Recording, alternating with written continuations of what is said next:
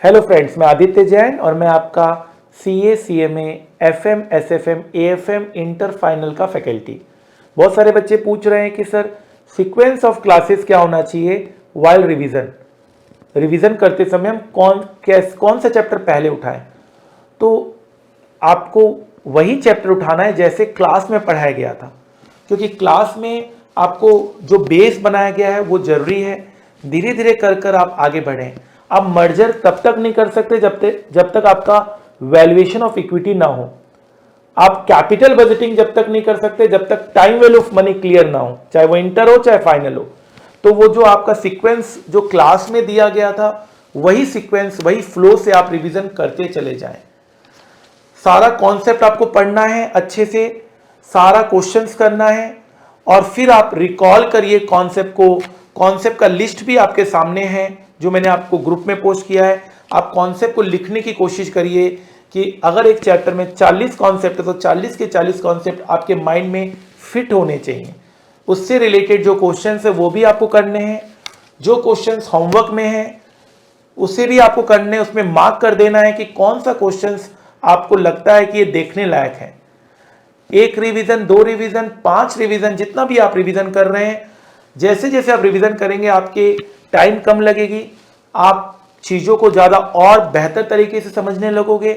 और जो चीज़ें आपको आती है बार बार आपको वो क्वेश्चन सॉल्व नहीं करना, बार बार आपको स्टैंडर्ड डेविएशन सॉल्व नहीं करना, बार बार आपको IRR internal rate of return solve नहीं करना। अब IRR के ऊपर हमने हजारों क्वेश्चंस किए हैं, अब एक अच्छे से कर लो तो बाकी क्वेश्चंस हो जाएंगे। बार बार आपको डिस्काउंटिंग नहीं करना, डिस्काउंटिंग के ऊपर हमने हजारों क्वेश्चंस किए हैं तो एक अच्छे से कर लो, बार बार डिस्काउंटिंग नहीं करना। तो आप अपने प्रिपरेशन को बहुत कम टाइम पे कर सकते हो और एग्जाम से पहले फुल सिलेबस रिवाइज करके भी जा सकते हो। फर्स्ट रिवीजन पूरा फुल फ्लेज रिवीजन होना चाहिए। सारा क्वेश्चंस करिए, जो नहीं भी कराया गया वो भी करिए, जो कराया गया वो भी करिए, कॉन्सेप्ट सारे करने हैं। एंड देन फिर जब सेकेंड रिवीजन में जब आपसे चीजें हो रही है तो उसको आप नेक्स्ट रिवीजन में नहीं देखना है। तो अगर फर्स्ट रिवीजन में आप 1000 क्वेश्चन पढ़ रहे हैं तो सेकेंड रिवीजन में आपको सिर्फ 400 क्वेश्चंस करने हैं। एंड थर्ड रिवीजन में आते आते आपको सिर्फ 200 क्वेश्चंस करने हैं। फाइन। और सबको हाथ से करके करने की जरूरत नहीं है। आपको लगता है कि ये क्वेश्चन मैं कर लूंगा, एग्जाम में आएगा तो मैं कर लूंगा, तो आपको उसको फिर हाथ से सॉल्व करने की जरूरत नहीं है। कोई प्रेजेंटेशन नहीं मांगा जाता जब तक आप क्वेश्चन की क्लैरिटी नहीं समझेंगे। प्रेजेंटेशन तो बहुत दूर की बात है। बहुत लोग बोलते हैं सर पहले वर्किंग नोट बनाना चाहिए या पहले आंसर जो रिक्वायरमेंट है वो लिखना चाहिए और बाद में वर्किंग नोट बनाना चाहिए। आप पहले भी बना सकते हैं वर्किंग नोट, बाद में भी बना सकते हैं वर्किंग नोट। ऐसा कोई नियम नहीं है। जो चीज क्लास में नहीं कहा गया वो नियम है ही नहीं। आप किसी भी नियम से चल सकते हैं, बट आपको आंसर सही होना चाहिए, आपके कैलकुलेशन सही होने चाहिए, आप कॉन्सेप्ट को रिकॉल कर पाए, ऐसा होना चाहिए। आई होप आपकी रिवीजन बहुत अच्छे से चल रही है। सीक्वेंस ऑफ क्लासेस के ऊपर मेरा ये वीडियो था। आई होप आपको क्लैरिटी मिली है, आगे चलकर आपको दिक्कत नहीं आएगी। क्योंकि देखिए मैं अपना नहीं बोल रहा हूं, मैं तो स्टूडेंट्स का बात कर रहा हूं जिन्होंने अच्छा परफॉर्म किया। उनके इंटरव्यू से हमने ये सब चीजें निकाली है कि उन्होंने कैसे रिवाइज किया, उन्होंने कैसा किया कि उनको इतना अच्छा मार्क्स आया और आपको क्यों नहीं आ सकता।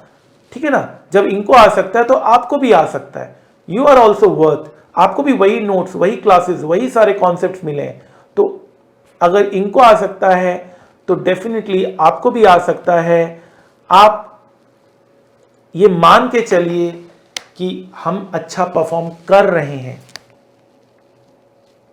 ठीक है, फाइन। जाते जाते इतना ही कहूंगा कि मंजिल उन्हीं को मिलती है जिनके सपनों में जान होती है। सपना बड़ा रखो ना। सपना देखने के लिए तो कोई एक्स्ट्रा आपको एफर्ट नहीं लगाना, सपना तो बड़ा रखो। मंजिल उन्हीं को मिलती है जिनके सपनों में जान होती है। पंख से कुछ नहीं होता, चाहे कितने पंख लगे हो आप में, पंख से कुछ नहीं होता, हौसलों से उड़ान होती है। हौसला हो तो आप कुछ भी जीत सकते हैं, कुछ भी पा सकते हैं जिंदगी में। Wish you all the best.